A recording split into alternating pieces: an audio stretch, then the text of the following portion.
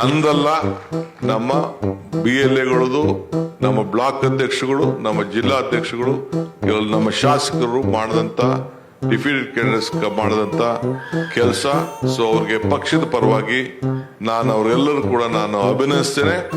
ಇದನ್ನ ಮುಖ್ಯಮಂತ್ರಿಗಳು ಇವತ್ತು ಅವ್ರಿಗೆಲ್ಲ ಕೂಡ ಅಭಿನಂದಿಸೋ ಜೊತೆಗೆ ನಾನು ಎತ್ಕೊಂಡೋಗಿ ಇದನ್ನೆಲ್ಲ ಕೂಡ ಅಲ್ಲಿ ಡೆಲಿವರಿ ಮಾಡಿಸುವಂತ ಕೆಲಸ ನಾವು ಮಾಡ್ತೇವೆ. ಈ ವಿಚಾರವನ್ನ ರಾಜ್ಯದ ಎಲ್ಲ ಅವ್ರಿಗೂ ಕೂಡ ಈ ಸಂದರ್ಭದಲ್ಲಿ ಮಲ್ಲಿಕಾರ್ಜುನ ಖರ್ಗೆ ಸಾಹೇಬರಿಗೆ ಇವೆಲ್ಲ ಕೂಡ ತಾವೆಲ್ಲ ಗಮನಿಸಿದಿರಿ. ಪ್ರತಿಯೊಬ್ಬ ವ್ಯಕ್ತಿಗೆ ಒಂದೊಂದು ವ್ಯಕ್ತಿಗೆ ಅಲ್ಲಿ ಯಾರ್ಯಾರು ಇದಕ್ಕೆ ಇನ್ವಾಲ್ವ್ ಮಾಡ್ಕೊಂಡಿದ್ರು 80 ರೂಪಾಯಿನ ಅವನಿಗೆ ವೇಜಸ್ ಆಗಿ ಒಂದು ವೋಟ್ ತೆಗೆದ್ರೆ 80 ರೂಪಾಯಿ ಅಂತ ಫಿಕ್ಸ್ ಮಾಡಿದ್ದು ಈಗಾಗಲೇ ಸ್ಟೇಟ್ಮೆಂಟ್ ಕೂಡ ಎಲ್ಲ ಕೊಟ್ಟಿದ್ದಾರೆ. ಸೊ ಈ ರೀತಿ ಎಲ್ಲ ನಡೆದಿದೆ. ರಿಪೋರ್ಟು ಸದ್ಯದಲ್ಲೇ ಬರ್ತದೆ.